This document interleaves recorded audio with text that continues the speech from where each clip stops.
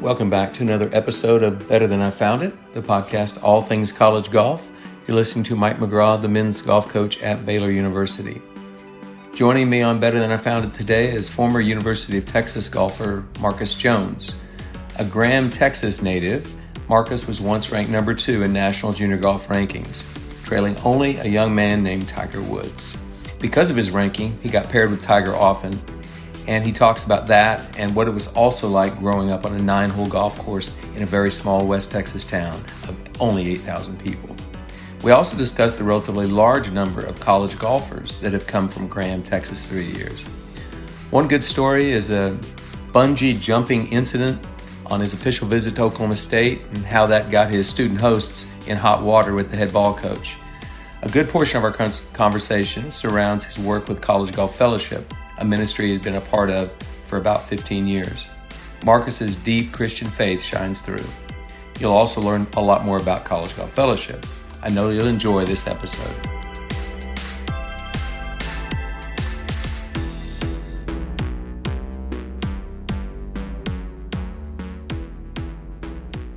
All right, Better Than I Found It faithful. Let's welcome former University of Texas golfer Marcus Jones to the podcast today. Marcus, this is a pleasure for me. Thanks for joining me. You're most welcome. I'm excited. Thanks for having me on the show. Yeah, I've had some College Golf Fellowship guests in the past, and I don't know why I haven't had you until now, but I'm really excited to hear it. I've got some questions planned for you today that I didn't talk to about with Travis Wolf or Stephen, or not Stephen Bunn, but Brad Payne. But anyway, so I'll start with CGF, College Golf Fellowship, a great ministry that's, been around for a long time now, almost 30 years or so, maybe a little longer than 30 years. What is the ministry? What does the ministry do for college golfers? And then after you've kind of talked about that in general, talk to me about a day in the life of Marcus Jones. Okay. College Golf Fellowship exists, to bring the hope of Jesus Christ to college players and coaches through just being relationally available to those guys.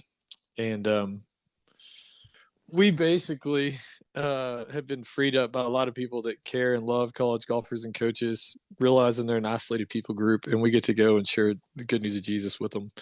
And so that is a super fun opportunity for me in this stage of life. Yeah. I mean, and, most people say, well, what is a day in the life for you? I mean, you still play golf, but what would a normal, typical week look like for you? You live in Dallas, Fort Worth area. What's your daily life as a College Golf Fellowship guy?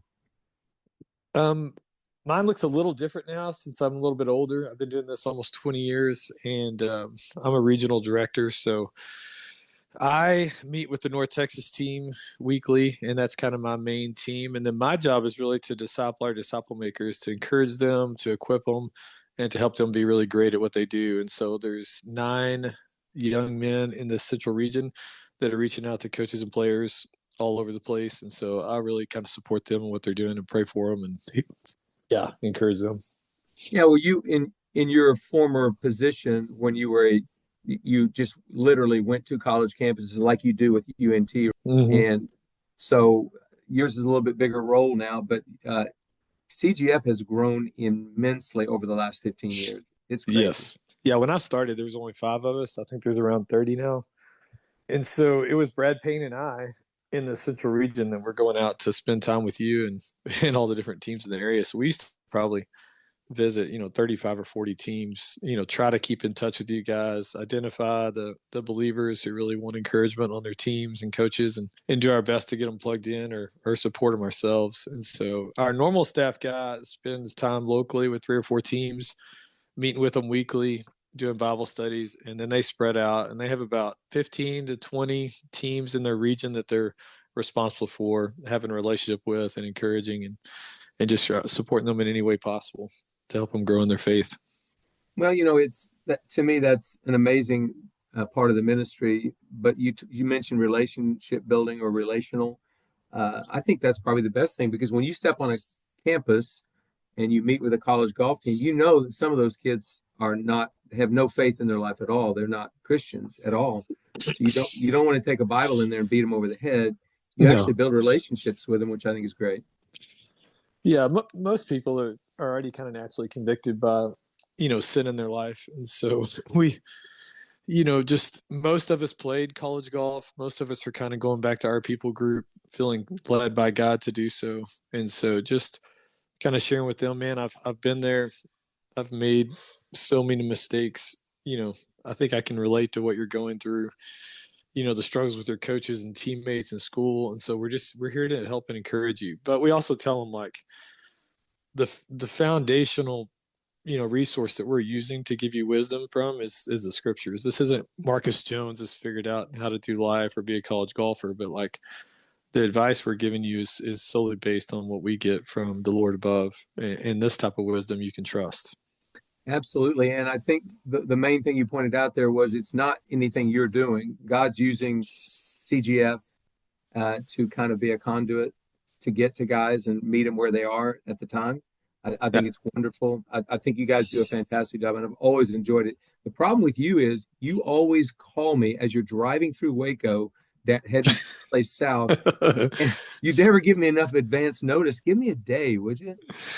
um, yeah, that would probably be a good idea.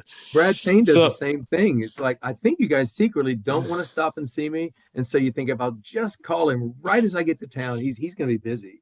I wish you knew. Like I loved it when it was just me coming to see you at Oklahoma State or going to Baylor, and Yep. I miss those days immensely. And so now it's more like I'm the little sideshow. Hey, if he's got time, I'd love to have lunch. And so I miss those days too, McGraw. I do, and so I'll make sure and schedule some time Okay. next Just time. give me a day. Give me a day. One of the other things that CGF does that kids who are maybe listening to this that are high school players or maybe some young college players is college golf conferences at PGA Tours homes. I mean, players' homes in their home. You spend time with them. Tell me about those. Just a brief description of those and which ones do we have to look forward to this summer. Well, I'm a little bit of a product of well, I am a product of College Golf Fellowship. Back in the mid '90s, we used to do conferences at like resorts, Tapatio Springs or something. But Brad Payne and Paul Stankowski, who were buddies, decided, hey, let's try to host it in your home, Paul. It'll be a better experience and cheaper and etc. And so that started in the mid '90s, late '90s, and now there's been I don't know how many tour players have hosted in their homes over the years, but just like what's coming up this summer. I know Webb Simpson, I'm not even looking at the calendar, but Webb Simpson and Ben Crane usually host in the summer in Nashville. We do a whitewater rafting trip that's not at a tour player's home, but Jason Allred and his family host. In Dallas, it's usually one of, Scheffler or, it was Martin Piller in the day or Paul Stankowski that hosts a retreat. And so this summer in Dallas, though, we're going to do a lake retreat in Granbury. It's a little bit different and have probably like a younger pro come join us. It's not officially set yet. Oklahoma, they're hoping to have Sam Stevens, who played Oklahoma State, help them host an event in northern Oklahoma at Shangri-La. So some of those dates aren't set yet, but there's probably going to be 8 to 12 different opportunities for these young guys or coaches to go hang out with a tour player, kind of be inside his house, see what he does day in and day out, and then just hear how their faith has really impacted them in a positive way and guides them in what they do. Yeah, not only that, but they can see how a tour player who's been successful doing what these kids dream about doing one day, but he shows you how you can do life with Christ and still be a PGA Tour player. That's Absolutely.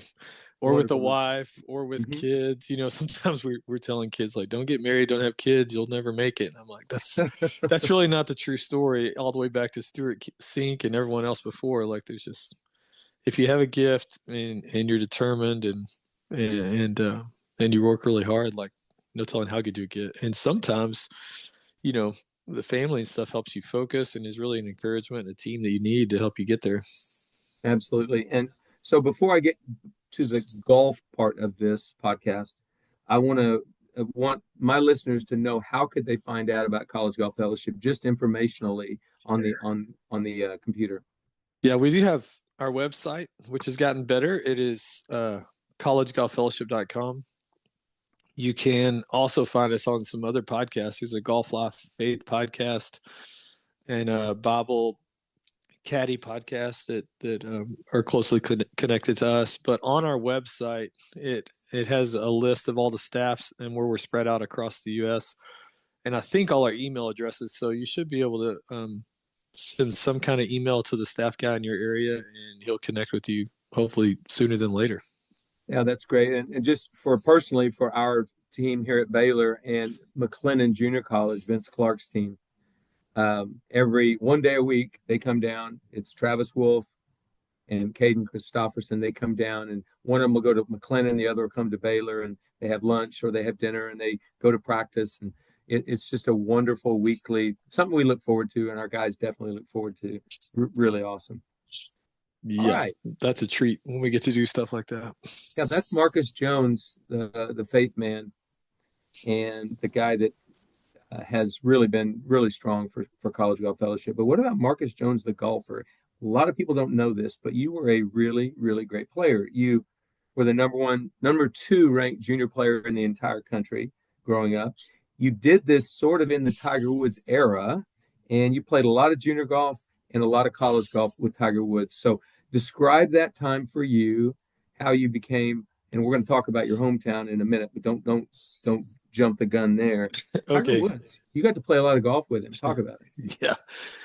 Yeah. Somehow, some way, kid from a small town got really good at golf, but it was mainly probably I would give almost all credit to my dad. He was kind of he was a football basketball coach, but he was just kind of a genius strategist, and he loved golf and got me started early and always made it fun. And so eventually I realized I wasn't going to be, Troy Aikman or, Dak Prescott, to use a modern term, but and golf was where my gift was, and I loved winning. My life was all about winning back then, and so I just worked hard at it and enjoyed it, and got better really than I thought I was ever going to get.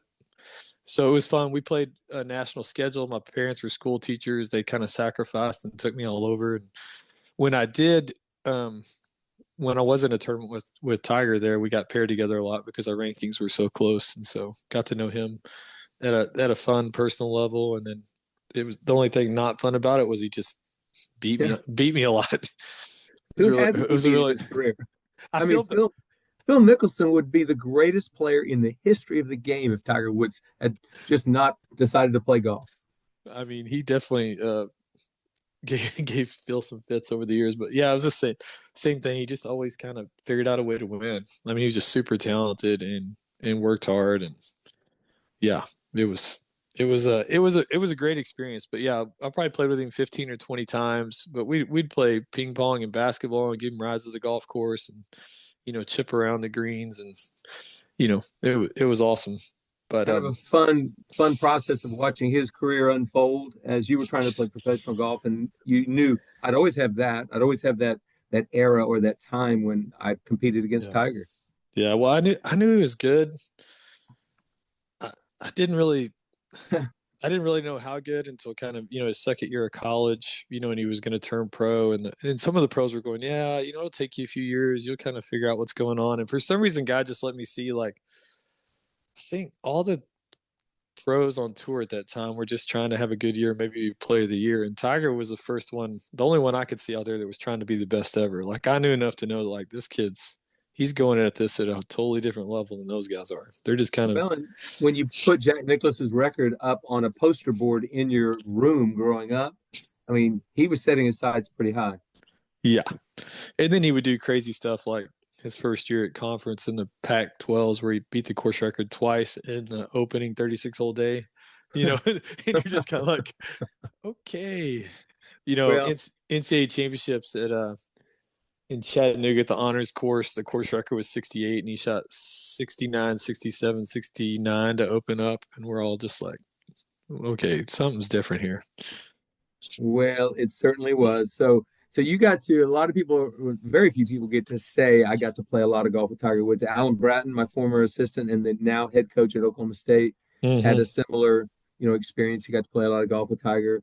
So, and I've had some other guys on this podcast who did the same. So it's pretty cool. But so I want to talk about your career at Texas. But before that, I have to have you tell a recruiting story. And it wasn't to Texas. It was No. to Oklahoma State. And Mike Holder, the all-time legend golf coach, had you on this visit. Can you take me through that visit to Oklahoma State? Well, I was as a small town kid, I thought I was headed to Oklahoma State, so I was fired up to be there. I was there with a guy named Mark Wilson, who you probably know very well. He won 6 times on the PGA Tour You and did. has just started on the Champions Tour. And a guy named Brian Newton, who went on to be a sports agent and some other things.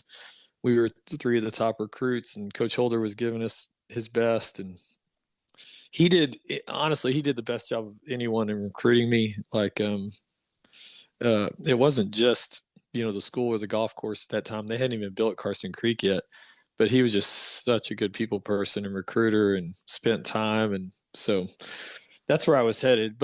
And I didn't have a bad experience at the recruiting trip, but I think you're referring to one of the activities we did. Um, Well, I think while one on, of the activities you did that was not authorized by Mike Holder. yes. Okay. Yeah. And so, back in 1992, I guess most of you guys don't know, but bungee jumping became a thing, like a big thing. And and for whatever reason, they had one of these setups in Stillwater, Oklahoma. And this isn't like a cool thing over the Golden Gate Bridge or, the water below. I mean, we're in a used car parking lot with like a couple of mattresses down there below in case it breaks. And so two of the young guys, Chris Tidlin and Chris Cox. Cox. Cox. I think it was Tidlin and Cox. They're like, we're going bungee jumping. Y'all come watch us. And we're like, sweet. All right. Oh, I'm in. So we go to this thing and there's, I don't know, a few hundred people around and that they sign up. And then Brian Newton, who's also from Dallas and been a good friend of mine since we were 11 years old. And he's not, he was a little on the more timid side, but I mean, he decides I'm going to go bungee jumping. And then so my man card got pushed. And I'm like, man, if Brian's going bungee jumping, I can't go back to Dallas and have people go, why did Brian go and you not go? What's wrong with you? And I'm like, I did not want to go bungee jumping. I did not. And I knew Holder would kill us probably if he found out already. And so, but I just couldn't help it. So I signed up, you know, I don't even know how I think it was like a crane. They lowered down, we got in this little box and went up. And I still remember just my experience. They kind of strap you on and you're jumping off backwards. So the bungee's like in your chest, right? And so you're falling backwards where you can't see the ground, which I don't know if that's better or worse. But the guy's like, real quickly, he's like, all right, on 3, we're going to go bungee. 1, 2, 3, bungee. And I'm like, bungee, what's bungee? And he's like, you jump on bungee. And so I finally jumped and it was a great feeling as I started going back towards the box in the air. And then I thought I was going to hit it. And then I got out of there and somehow survived. But yeah, Coach Holder was so, he wasn't very happy at dinner that night when he found out what we did. I would think he wouldn't be very happy for the liability reasons, if nothing else. Yeah. Alan Bratton. Now, Chris Tidlin he's guilty as charged. He's guilty. Alan Bratton told me he was never on that part of the visit. Is that correct? Is he telling me the truth? He honestly, I don't remember who was there, but knowing Bratton, I think he was probably smart enough to stay away from that. He saw the bigger picture. Tidlin and Cox, I love, but they were in it for the moment and the fun, and sometimes they even like to needle their coaches a little bit. So that, yeah, it wouldn't surprise me if Bratton was not there. Okay, well, Alan told me he was not, so I got that from him. Chris Tidlin, by the way, a little sidebar story. He's literally one of the greatest walk-ons in the history of college golf. Just really great because Mike Holder did not want him and told him no several times. And Chris finally just said, Coach, I'm coming to Stillwater. I'll be there in August. And Mike finally gave in because Alan Bratton, also a freshman, needed a roommate. He didn't have one. Chris is Wow. a great dude. He's the head pro at Stillwater Country Club now and had a really good pro career for a while. So I don't know if you have time for this, but can I tell a quick Chris Tidlin story? absolutely, I'd love it. And it relates to the gospel a little bit, but he told me when they built Karsten Creek, I love to bass fish. One of the things I did with my dad was bass fish all the time. And so, I asked him about fishing there and he goes, well, I was like, what do they bite? I'm going to get a chance to fish. What do you do? And he goes, well, I just have a a white spinner bait, and if they're biting, I sit there until they stop biting, and then when they stop, then I go practice. and I was like, "Are you serious?" He's like, "I've never used anything but a white spinner. Sometimes they bite, sometimes they don't, but I've caught some big ones." I'm like, "Okay." And then I started thinking about that, like as it relates to the gospel, like you know, the message we share about Jesus, it doesn't change. And so when we go out as fishers of men, as College Golf Fellowship staff guys, we tell the same story over and over again, and then it's God who changes people's hearts and opens their eyes to help them like receive it and accept it. As the same as a fishing analogy. Get them to bite the lure. But Absolutely, well said. Chris Tidlin gave me that analogy back in the day with his great fishing abilities. Now, Chris is one of the good dudes. He was a great player at Oklahoma State, obviously, played professional golf. I think he won 2 or 3 times on the Korn Ferry. And had an injury, and it kind of sort of ended his career. But great guy. And if you ever get in Stillwater, you got to go out and visit Chris and have a hamburger with him. He's still there. He's just a dude. I mean, a really awesome guy. So you played for Hall of Fame coach at Texas, Jimmy Clayton, who coached there many, many years. Never won a national championship, but I think his teams were runner-up 3 times. Mm-hmm. While you were there, you guys had some remarkably good players. So I'm going to mention Justin Leonard, Harrison Frazier, Brad Elder, but there were many, many more. Talk about your college golf experience with all those great players. I mean, it was awesome. What was really fun at that time, and really kind of what got me to Texas over Oklahoma State, was the fact that everybody on the team was from the state of Texas at that time, and so it was kind of like, let's take the best talent in the state and try to beat the world. And as a Texan, that's kind of, that's inviting. That sounds fun. There was something weird about us like that. So I played with John Paul Hebert, who's the head coach at UNLV. Amazing. He was like my big brother. When we'd travel on the road, I'd stay with him. Stuart Wallace was one of the older guys that was there. He's in Houston. Robbie Skinner, Patrick Barley, Greg Harper, Nick Malinowski. I mean, I could name a lot of them if you want to, but yeah, it was really Brad Elder, who was College Player of the Year. Justin Leonard, who was as good a player as I've ever seen. He dominated amateur golf, maybe one of the top 5 amateurs of all time, and a great pro. And then Harrison Frazier, who won on tour and spent 15, 16 years out there, and on the Champions Tour. So those are the 3, you want to call them stud golfers of the whole group. I mean, that was a great era for Texas golf. Obviously, John Fields has done some wonderful things since Jimmy Clayton retired, but incredible opportunity. Justin won the Southwest Conference tournament at Ridgewood Country Club. I believe it was 1994. My freshman year, yeah. Yeah, so the old Southwest Conference, for those who don't know, was Texas, Texas Tech, TCU, Rice, SMU, Texas A&M, Arkansas, and Baylor. 8 teams. And, very regional. It's not like conferences nowadays where Stanford is playing in the ACC conference against Duke today. It's like, it's just, that doesn't make any sense to me, but this did make sense. These were all in Texas, basically in Oklahoma right there. The Ridgewood Country Club, it's a relatively short course modern day with a persimmon ball and a persimmon clubs and a balata ball. It was much more formidable in those days. That year, I think Justin won it over par, but you opened the tournament with a pretty fine round yourself. Yeah, if I remember correctly, I think Justin was the only person to end up under par, and you may have those records since you're at Baylor now, but I thought he shot 1 under through 3 or 4 rounds. But the first round, I did start off with a 66, which I think I had a 3 or 4 shot lead. And I was like, oh, okay. And in my typical fashion, I chipped well and made every putt. That's just kind of how I rolled. But eventually the course caught up to me because it was windy and the greens were firm and they felt like they were rolling 14. And, there's enough trees out there. It keeps you honest. You got to keep it in play, especially when the ball doesn't fly 300 like it does today. Like it's a great little strategic course. And as you know, the Texas State Amateur will be there this summer, which I think is fantastic. One of my questions. Are you going to plan on trying to qualify? Well, I've made it the last, I don't know. I usually make it, but I just did the qualifier last week and I missed. And so I either got to do last chance qualifier, I'll be out this year. But I'm kicking myself because I shouldn't have had to qualify. I get this, you know how golf is a humbling game. We had the Texas Mid-Am at Denton Country Club, my home course. I'd played well, and then the last round I kind of messed up a little bit, but I'm still sitting there in like fourth place, and I bogeyed our final hole, the 18th hole, that is a 300-yard par four Oh no. to finish outside the top five and not be exempt for the state am. And so, you know, golf can be really, really tough sometimes. But As a college coach, you learn that better than most because you play 72 holes and many times, or 54 holes often, and many times the teams are separated by one shot. Every player could think, gosh, I could have saved one shot. I could have saved one shot. yeah, We and all do. yeah, and you're talking about our great teams. I think I was on the team with Jeff Fahrenbrook, Robbie Skinner, Brad Elder, Harrison Frazier, and and we lost the national championship by one. I think it was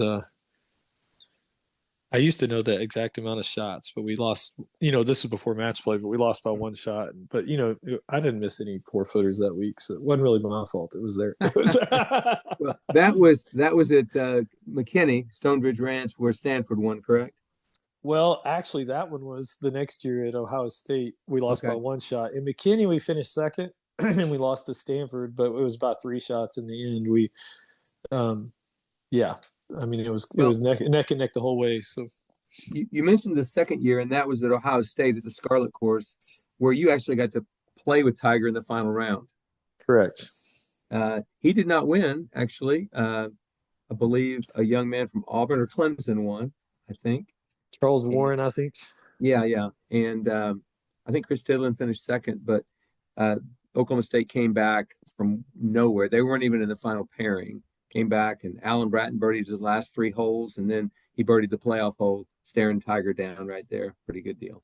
It was wild. Yeah, it had been a year or so since I'd played with Tiger because the conference was a regional, but you didn't play, even the golf schedule wasn't, you didn't play with those teams all the time. Yeah. And it was awesome. And there was a huge crowd, like always. You always kind of felt like you were playing in, to use a basketball term, you were in Madison Square Garden instead of Graham High School gym, where I grew up. And so it was a different arena. I'd played well all week, but I won't go into the details, but I didn't play that well the final round. Tiger ended up passing me. But really, it was Stanford and Texas the whole time. Oklahoma State, you're right, was out, but we had a 3.5-hour rain delay. And it was on TV because of Tiger for one of the first times. And they kind of threw us back out there and like, we gotta show this. We got to do it. They did not. We were not playing the ball lift, clean, in place before.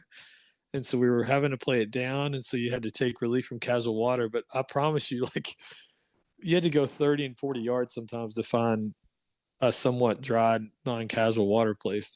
They kind of pretty much said, we're not going to penalize you for not getting out of the casual water, but find as dry a place as you can and let's play. And we're like, okay. And the wind was blowing and it was wet. And I think, like you said, Oklahoma State was probably 7 or 8 off the lead. So much so that, and this, that Coach Holder, Leif Westerberg had already finished their 5 guy and had a flight back to Sweden and sent him on the airplane because it was over. We only had 5 holes to play. And somehow Alan Bratton just went off and we made some bogeys, 3 or 4 bogeys as a team. And they ended up beating Texas by 1, and so did Stanford. But Tiger had a putt. You've read the book, right? What's it called? Oh, yeah. The last putt. They wrote a whole book about this whole year, and Tiger had a putt on the 18th green to win, probably an 8-footer. And I'm standing there on the green going, well, he's going to make this. This is over. And sure enough, I think it just like right on the high side, barely missed it. And then went into one of the craziest playoffs of all time because now it was 4 on 5. Do you want to tell the playoff story? I mean, well, I've told that playoff story on this podcast before when Alan was on. It's a great story because he had actually, his last 3 birdies were a big reason that they got to that playoff. For and sure. To make a 35-footer with Tiger on the green, standing there watching you, was pretty amazing for Alan. And I think I will tell the part of the story, Alan and Chris Tidland were in their 5th year because they had redshirted their freshman year.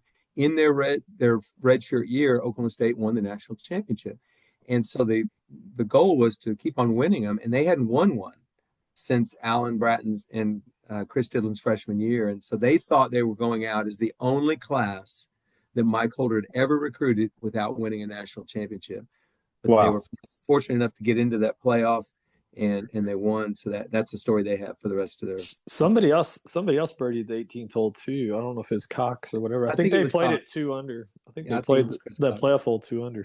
That hole today is so different because the ball goes so far. It's just a severe dogleg right to left with huge trees, and uh, that hole looks different to me today. Mm. Yeah. Okay, so you mentioned Graham, Texas, a moment ago. I want to talk about Graham, Texas. Population 8,732, and it's a bona fide golf mecca. Now, I know that's a little strong, but Yeah. maybe a little strong, but I'm going to mention the people, and then you can maybe have a story or two about them. So there's you, who went as high as number 2 in the AJGA National Junior Rankings. You played at University of Texas. Drew McGee was a Baylor golfer in the 2010s. Mm-hmm. Jeff Grace played for Sam Houston State in the 1990s. Michael Todd played for Hardin Simmons in the 1990s. Yep. Andrew Bryant played for Texas State in the 2007. Bob Antle played for Baylor in the late 1970s. His son Johnny played for TCU in about 2010. Philip Carper played for McLennan Junior College in the early 80s. Brad Wells played at Midland Junior College and then a small Florida school in the early 90s. His dad, Jap, won the Graham Country Club? What's the golf course? Yeah, Graham Country Club, little 9-hole course. Yeah, club championship 25 times. He didn't start the game until he was 27. His buddies took him to the golf course, and you told me he beat his buddies for the next 50 years. He was so good. Great athlete. He got embarrassed because they kind of made fun of him. He had never played before, and then he's like, "I'm going to show these boys." And he did. Yeah. So I just have this question because 8,000 people, a 9-hole golf course. I mean, it's not a golf mecca. It's truly not. But how did all of these guys that went on to play college golf come from such a small town? How do you think it happened? Why did it happen? Well, just because my buddies may be listening, you also missed a couple. You had 3 of the guys I played with played. Regan and Ryan King played at McMurray. Andy Smith played at Weatherford Junior College. Those guys, there's been a lot, but it is a great little 9-hole course with good greens, and I have to think our old pro Lloyd Moody, he had a big part in that. One, somehow he quit school in 6th grade to help take care of his family. His younger brother was Orville Moody, who went into the military and eventually won the U.S. Open Championship. And what year, Coach? We always ask 1969 at Champions, Bob Rossberg, runner-up. There you go. And so hey, Lloyd. But by the way, Lloyd Moody's son, Junior Moody, played junior golf against me. So we're the same exact age. The Moody family was pretty big in Oklahoma, and then I know Lloyd moved to Texas. So correct, they were an Oklahoma family, originally El Paso, I think. I don't know. We have a nice club with some great bent grass greens with a really good pro who didn't teach us all, but we learned a lot by watching him play. Lloyd was an excellent player. And then between the Philip Carpers and some of the other good players in town and my dad, like they had a good junior golf program. They made it a priority to get us out there in the summers and take us to tournaments. And so I know in those 20 years I was there, that was a big part of all these kids coming up and learning how to play the game. But then even before that, you didn't mention a guy named Mike Rice. He might have been the best of all of us. He played in some 40 or 50 USGA events as an amateur his whole time, won the U.S. Senior Amateur. And if you play in any like 4-ball event across the state and some across the country, the guy's name's on it everywhere. Like I think he was an insurance guy in Houston later in life, but he graduated from Graham High School and he's kind of a legend. Like I got to sit down and talk to him a few times, and incredible guy that just was a great golfer that nobody knows about. When this podcast goes live this coming Monday, you need to make sure all of those old guys that are still around get to listen to it. They need to know they got a shout out here on this podcast, because I've always thought that Drew McGee I met when I first got to Baylor, but I'd seen him compete when I was at Oklahoma State. But Drew said, "Yeah, Coach, we've had quite a few players come from Graham," and I didn't pay much attention to it. So when I was preparing for this podcast, I did some research. I talked to Drew, and then you've given me a bunch of names, and then you give me more on this podcast. So I really appreciate that. Graham, Texas. Yes. a golf mecca that no one really ever talks about. Yeah, one last shout out to that is Bob Estes was actually born in Graham and lived there till he was 9. Oh, His wow. dad was a coach and then moved to Abilene, so he's technically, when you see like your name and hometown on there, it shows Graham, Texas on there for Bob, although he didn't play high school golf there. Wow. Okay. Some Small information. world. Yeah, it is a small world, and it may be the biggest small golf town in the world. Is that possible? Maybe just behind Ponca City. Oh, Ponca City. My goodness. It produced my sister and my brother, and then I kind of came along after that. All right. So get back to College Golf Fellowship. I've always had no problem with kids who wanted to share their faith on a team, even when I was at Oklahoma State. If I didn't force anybody to do it, it was great when they shared it. But I once had a coach tell me that one of his players who had come to faith after he got to college really began to struggle with his game, and the coach blamed his transformational, his Christian transformation, if you will, on that, and was kind of upset by it. And I tried to explain to him how, part of what we do as coaches is have a transformational experience for our player. And it may not always come out in a great golf score or a great career, but that kid's life has been better because of that. So what do you say to my listeners, college players, coaches? Why can you be a great competitor, like a really serious golfer, and a great man of faith, and do it simultaneously while giving the glory to God? How does that happen? How can you juggle the two? Well, yeah, I guess, anything can happen in golf.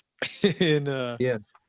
in my perspective, I had a time in college where I think I came to faith, or really rededicated my life as a sophomore in college, and was an All-American. And then my junior year, I got the driver yips, the high yaws and the shrimpers.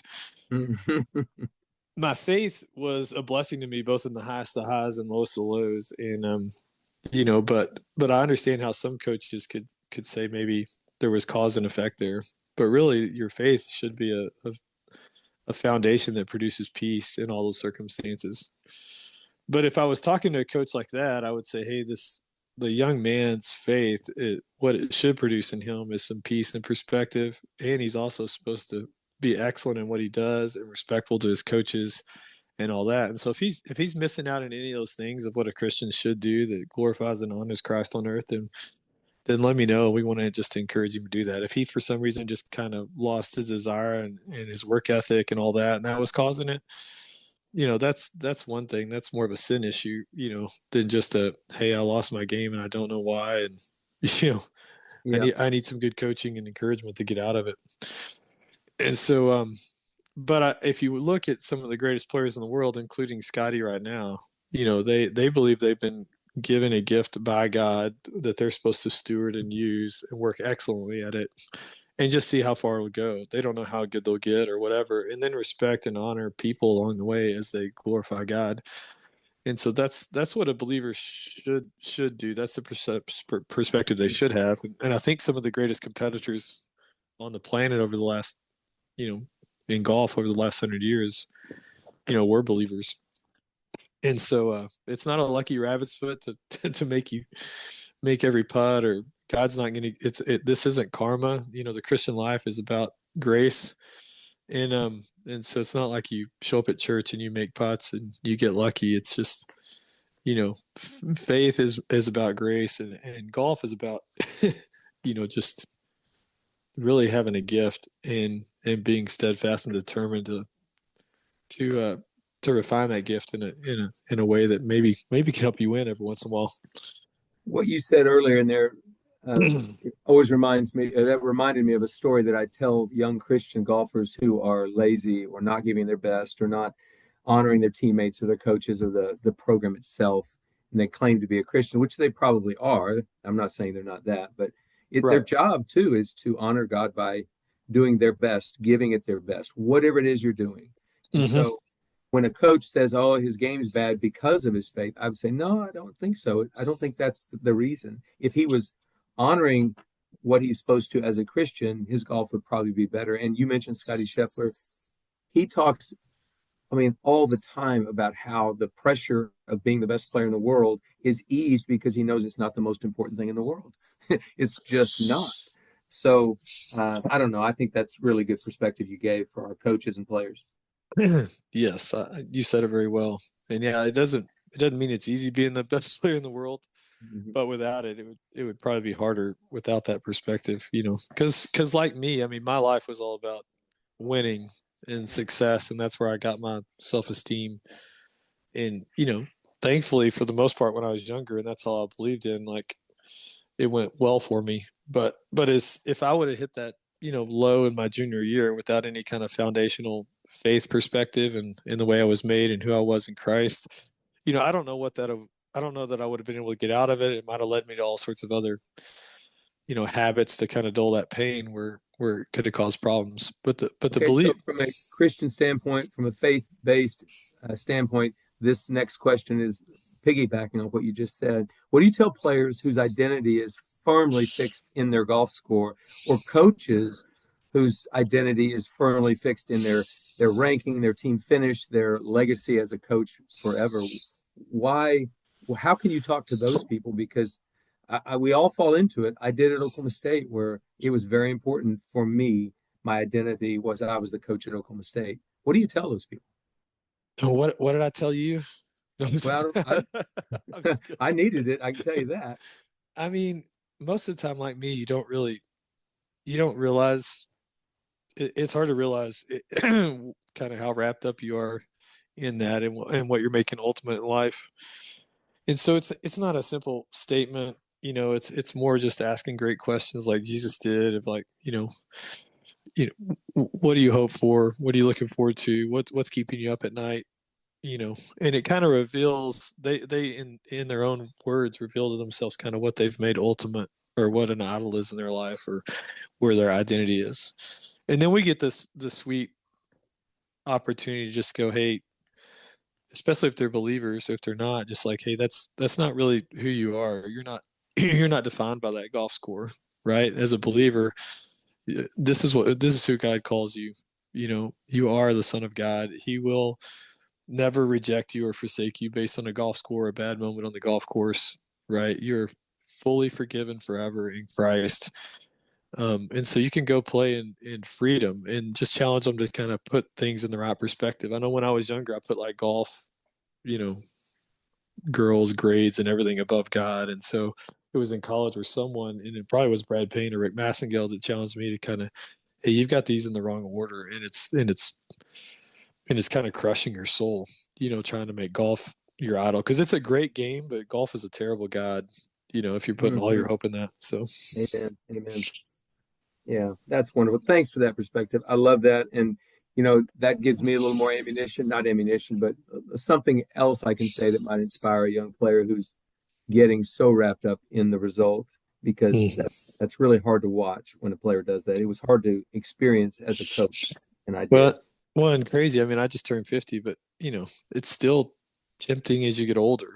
So you need good people around you. You need coaches and people loving your life to remind you, hey, it looks like you're getting out of whack. And so we're just always tenfold in our sin nature to make something or some person ultimate.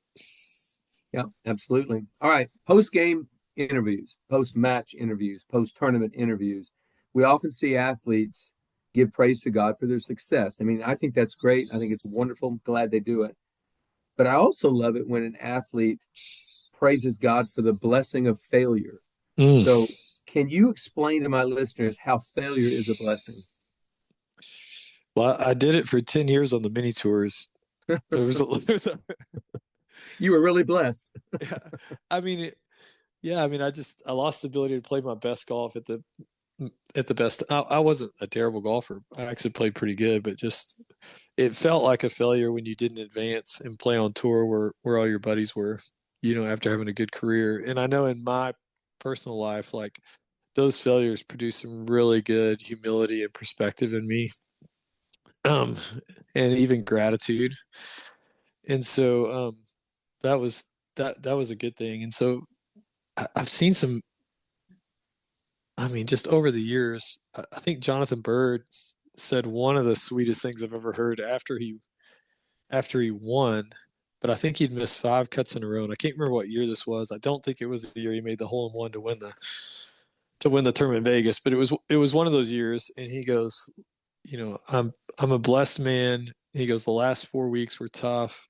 I failed, but I felt like I was, working the same process I should work, and I was making progress, but I missed every cut, and I still praise God. And this week, I don't know why it all clicked, but when I walk off the course today, I'm going to praise God in the same way I did when, the previous 4 weeks. He was still there with me. He was still good. He still loved me. He was still at work. And so I still remember that as one of the great things I refer back to, to talk to guys about a proper perspective for failure. Wonderful. Well said. And one of my former players at Oklahoma State, Jonathan Moore, who now works with Ryan Hibble at the University of Oklahoma. Love him. Jay Moore, as you know, is one of the great guys coaching the game, right? Mm-hmm. But his example for me as a coach should have helped me in my later years at Oklahoma State, but I wasn't smart enough for it to stick. But Jonathan's best year of his career was a year he never made a golf tournament. His freshman year at Oklahoma State was shooting consistently in the 80s, in the 90s. He just couldn't play golf. He had lost it. But his perspective was, this is a blessing because for the first time in my life, my identity isn't wrapped up in my game because I didn't get to take my game on the road. And number two, he understood that regardless of what that golf score is or the finish, I've got a wonderful God that loves me. I've got a great family that loves me. I've got my health. I've got so many great things that I never really took advantage of or understood when my identity was wrapped up in a great finish. Jonathan was a great example for me back then, and he ended up winning the national championship the very next year. So literally what you just said. Yeah, not just that. I think didn't he win conference, regionals, and nationals in the same year? He made the winning putt in the Walker Cup match the next year. I mean, and he couldn't break 90 hardly before that, but he had the right perspective and he trusted the Lord and kept working hard, and it made him stronger. Yeah, and you know what? He's an amazing coach. I know he is. I watch how he deals with those players and at OU, and Ryan Hibble has given him a lot of responsibility, but Jonathan Moore is just a great coach, and it's his Christian faith that's kept him grounded all through the years, but it's also his Christian faith that allowed him to understand the blessing of failure because it's just so incredible. And I think a lot of people are going to be confused when they hear this part of the podcast. Coach McGraw, what are you talking about? No, it's a blessing. Yes, it really is. If you have the right perspective, yes. But it can also crush you and lead you to some dark spaces and, even take you out of the game if you let it. And so you need good community. You need good people to remind you of truths around you to help you through those times, which I always tell people, they come in as high school kids and they're not sure about team golf. And I'm like, look, life was meant to be done as a team, with a coach. And even the tour players, don't be tricked. They have a whole team of people around them to help them through those up and downs, And so Jay Moore was, I know he was because I've talked to him, grateful to have someone like you that had, patience with him and gave him some grace and some time to kind of figure it all out. So. Well, if you think about it, he was way more mature than I was, honestly. He was well beyond my years. But, you talked about a downtime. Well, you just missed qualifying for the state amateur, but you're going to take a last chance qualifying.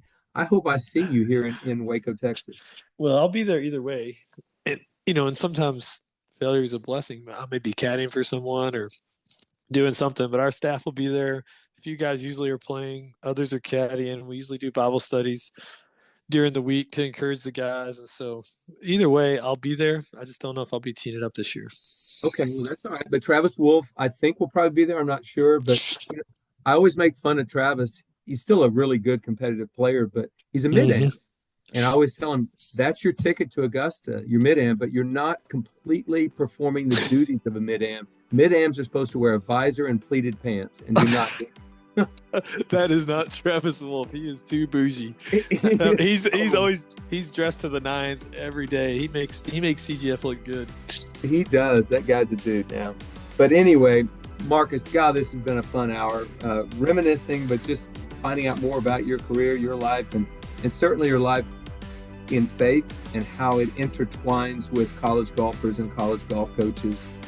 Keep up what you're doing. I love it. And gosh, I can't wait to see you in Waco, but you got to give me that day's notice. Got it? I will. I will definitely do that. I miss our times together, Coach. I really do. So I'll come hang out with you. I love it. Well, thanks again, and have a great summer, and we'll see you on the road. See you on the road. Good luck, Coach.